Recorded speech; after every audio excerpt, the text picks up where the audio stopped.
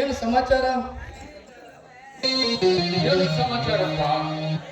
ಸಂಗಮೇಶ ಹೋಗಿ 3-4 ತಿಂಗಳು ಆಯ್ತು. ಇದುವರೆಗೆ ಅವನು ಸುದ್ದಿನೇ ಇಲ್ಲಂದು ಕೇಳ್ಕೊಂಡು ಹೋಗಿ ಬರ್ಬೇಕೆಂದು ನಾವು ಬಂದಿದ್ದೀವಪ್ಪ. ಓ ಹೀಗೋ ವಿಷಯ. ನೋಡಿದಿ ಮಾವ, ಸಂಗಮೇಶ ತಿಂಗಳ ಪತ್ರ ಬರೆಯುತ್ತಿದ್ದಾನೆ. ಅವನು ನಿಮ್ಮನ್ನು ಕೇಳ್ತಿದ್ದಾನೆ. ನಾನೇ ಮರ್ತಿದ್ದೇನೆ ಮಾವ. ಅವನು ತುಂಬಾ ಚೆನ್ನಾಗಿದ್ದಾನೆ ಮಾವ. ಯಾಕೋ ಈ ತಿಂಗಳಿನ ಪತ್ರ ಬಂದಿಲ್ಲ. ಬಹಳ ಸುಸ್ತಾಗಿದ್ಯಾ? ಯಾಕೆ ನಿನ್ನ ಭಾವಿ ಗಂಡ ನೆನಪೇನು? ಹಾಗೇನಿಲ್ಲ ಮಾವ. ಹೌದು, ಅಕ್ಕ ಇಲ್ಲಿ ಕಾಣ್ತಾ ಇಲ್ಲ. ಇಲ್ಲ ಗಿರಿಜಾ, ಅವಳು ನನ್ನ ಸ್ನೇಹಿತರ ಮನೆ ಅಂದ್ರೆ ಚನ್ನದೂತಿ ನನ್ನ ಸ್ನೇಹಿತ. ಅವ್ರ ಮನೆಗೆ ದೊಡ್ಡ ಬೈತಿ, ಆ ಕಾರ್ಯಕ್ರಮಕ್ಕೆ ಹೋಗಿದ್ದಾಳೆ. ನೀನು ಬಂದಿಲ್ಲ. ಹೋಗು, ಒಳಗೆ ಹೋಗು, 2 ಕಪ್ ಕಾಫಿ ಮಾಡ್ಕೊಂಡು ಬಾ.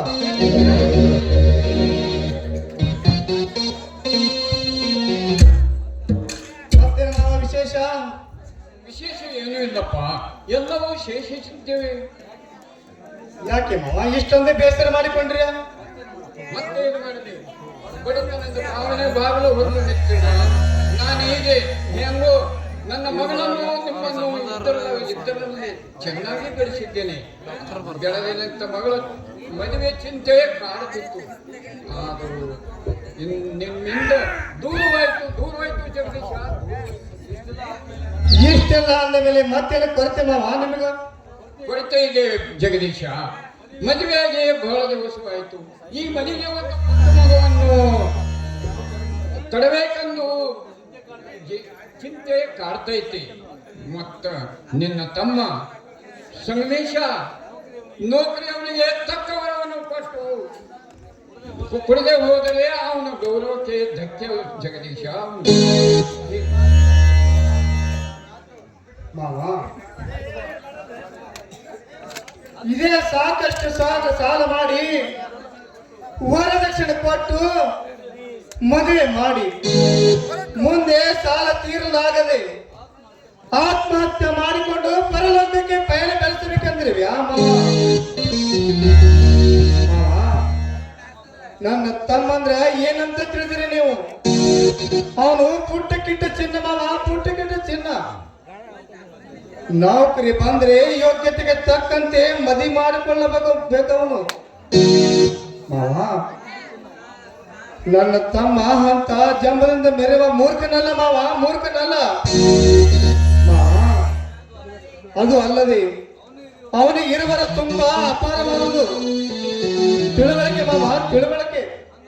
ಹಂಗಲ್ಲಪ್ಪ, ಹಂಗಲ್ಲ ಇಲ್ಲ ಅಂತ ಬಿಡಿ ಮಾವ. ನಿನ್ನ ಮಗಳು ದಾರಿಯಲ್ಲಿ ಕೊಟ್ರೆ ಸಾಕು ನಮಗೆ. ತಿಳಿತಪ್ಪ, ನೀನು ನನ್ನ ಪಾಲಿಗೆ ದೇವರಪ್ಪ, ನೀನು ನನ್ನ ಪಾಲಿಗೆ ದೇವರಪ್ಪ ಜಗದೀಶ.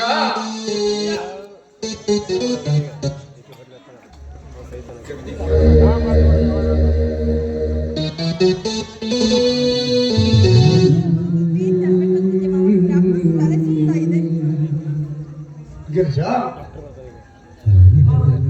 ಚಹಾ ತರ್ಬೇಕು ಅಂತಿದ್ದೆ, ಯಾಕೋ ಸ್ವಲ್ಪ ತಲೆ ಸುತ್ತಾ ಇದೆ ಮಾವ. ಗಿರಿಜಾ, ಯಾಕಮ್ಮ? ಗಿರಿಜಾ, ಏನಾಗಿದೆ ನನಗೆ? ಅದೇನಂತ ಕಾಣುತ್ತದೆ. ಸರಿ ಮಾವ, ಪಕ್ಕದ ಮನೆಗೆ ಹೋಗಿ ಡಾಕ್ಟರ್ ಕರೆದುಕೊಂಡು ಬರ್ತೇನೆ.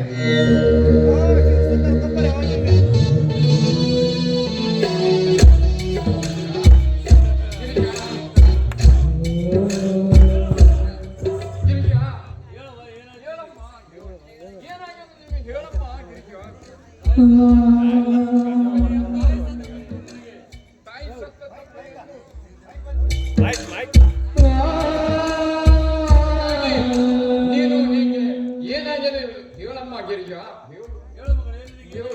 ಹೇಳು ಮಗನೇ, ನಿನಗೆ ಏನಾಗಿದೆ ಹೇಳು.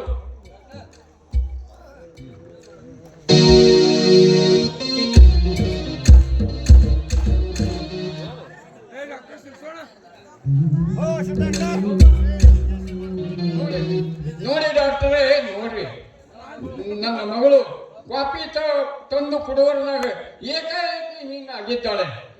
ಇವನು ಏನಾಗಿರಬೇಕು ಸ್ವಲ್ಪ ನೋಡ್ರಿ ಡಾಕ್ಟರೇ, ಸ್ವಲ್ಪ ನೋಡ್ರಿ. ಸಮಾಧಾನ ಮಾಡ್ಕೊಂಡು ನಾನು ಎಲ್ಲ ನೋಡ್ತೀನಿ. ಯಾಕೆ ಒಳಗಿರಿ, ಸುಮ್ಮನೆ ರೀ.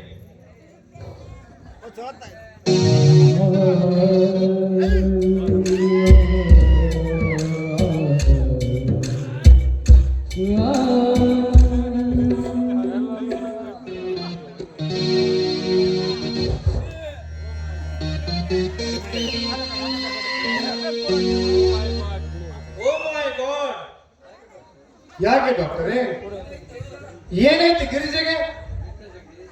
ಮಿಸ್ಟರ್ ಜಗದೀಶ್, ತಪ್ಪು ಭಾವಿಸಬೇಡಿ. ನಿಮ್ಮ ಸೊಸೆ ಮಿಸ್ಟರ್ ಜಗದೀಶ್, ತಪ್ಪು ಭಾವಿಸಬೇಡ್ರಿ. ನಿಮ್ಮ ಸೊಸೆಗೆ ಮದುವೆ ಆಗಿರ್ತಾನೆ? ಇಲ್ಲ ಸರ್, ಯಾಕೆ? ಯಾಕ್ರಿಯಪ್ಪ ಹೀಗೆ ಯಾಕೆ ಹೇಳ್ತೀರಪ್ಪ? ಬಾಯಿ ಬಿಚ್ಚಿ ಹೇಳ್ರಿ ಡಾಕ್ಟರ್ ಸಾಹೇಬ್ರಿ. ಏನಂತ ಹೇಳ್ಬೇಕು ಹಿರಿಯರೇ, ನಿಮ್ಮ ಮಗಳು ಈಗ 3 ತಿಂಗಳು doctor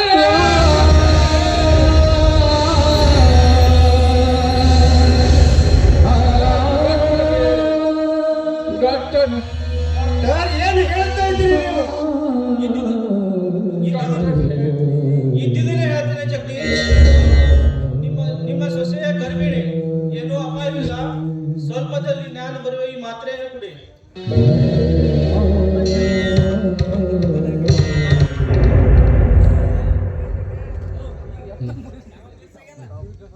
doctor doctor doctor, doctor ಮೊದಲು ನಮ್ಮ ಮಾವನ ನೋಡ್ರಿ. ಎಲ್ಲರಿಗೂ ಬಿಕ್ಕುತ್ತಿದ್ದಾರೆ, ಬಿಕ್ಕುತ್ತಿದ್ದಾರೆ.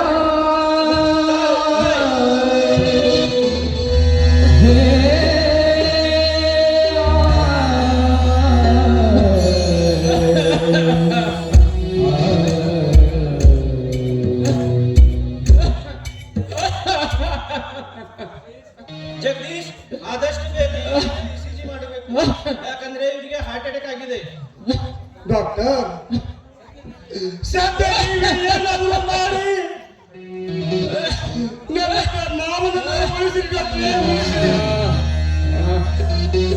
ನೀವು ಗಾಬರಿ ಆಗ್ಬೇಡ್ರಿ.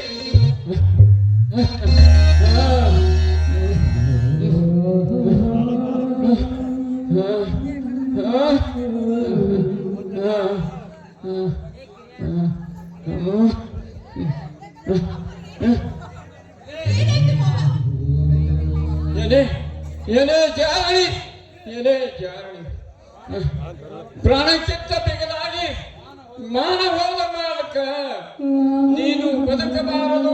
ಈ ಭೂಮಿ ಮೇಲೆ ನೀನು ಬದುಕಬಾರದು. ಏನೇ ಹೇಳ್ತಾ ಇದ್ದೀರಾ ನೀವು? ನನಗೊಂದು ಅರ್ಥವಾಗ್ತಿಲ್ಲ.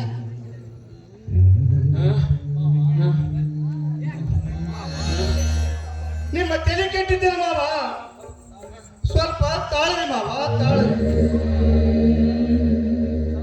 ಸಮಾಜದಿಂದ ವಿಷಯ ತಿಳಿದ ಮೇಲೆ ಪರಿಹಾರ ಮಾಡಿ ಕಾಣಲಿ ಮಾವ, ಪರಿಹಾರ ಮಾಡಿ.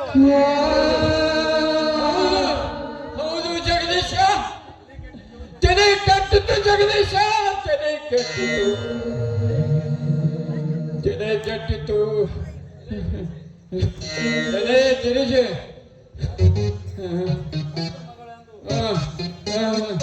ಮಗನೆಂದು ಅಕ್ಕರೆಯಿಂದ ಬೆಳೆಸಿದಕ್ಕೆ ಹೊಟ್ಟೆನೆ ಆಧಾರದ ಪಿಂಡವನ್ನು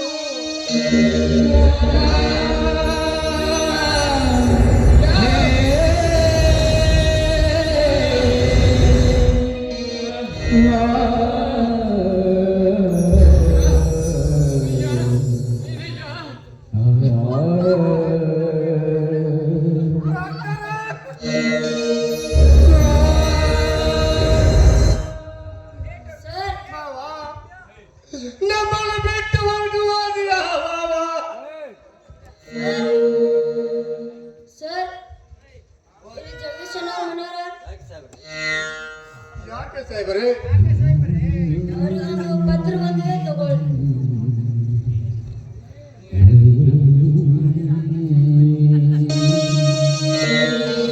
ಒಂದು ಸೈನ್ ಮಾಡಿ.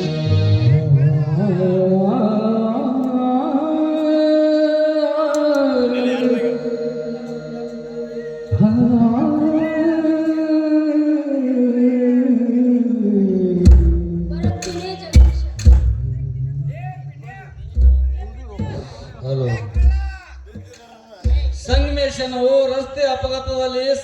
ತಪ್ಪಿದಾನೆ.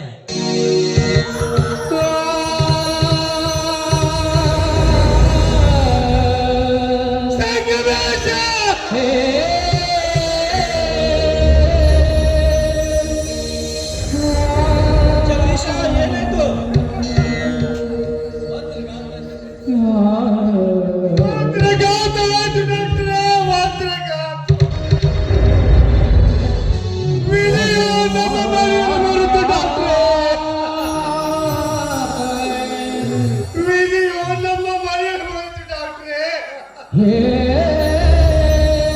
ಜಗದೀಶ ಜಗದೀಶ ಏನಾಯ್ತು ಜಗದೀಶ ಏನಾಯ್ತು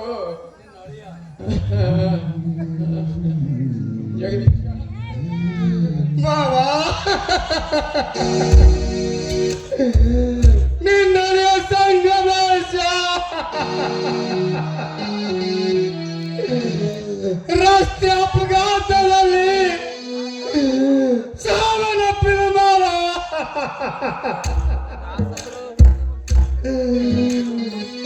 ಡಾಕ್ಟ್ರೇ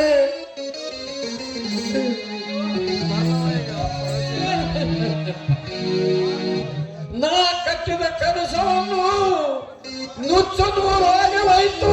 ಅಯ್ಯೋ ಇದೇ ಎಂತ ಅನ್ಯಾಯ ಮಾಡಿದೆ ದೇವರೇ, ಈ ಮನೆಗೆ ನೀನು ಎಂತ ಅನ್ಯಾಯ ಮಾಡಿದೆ ದೇವರೇ.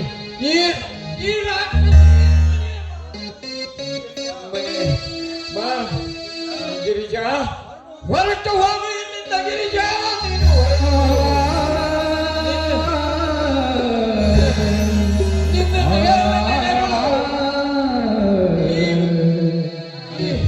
ಈ ಅಂತಿಮ ಯಾತ್ರೆಗೂ ನೀನು ಗಿರಿಜಾ, ಹೊರಟು ಹೋಗು ಇಲ್ಲಿಂದ ಗಿರಿಜಾ.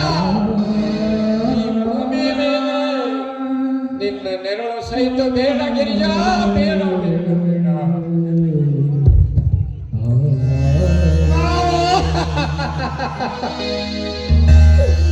ನೀವು ನಮ್ಮನ್ನು ಬಿಟ್ಟು ಮಾಯವಾದರಲ್ಲ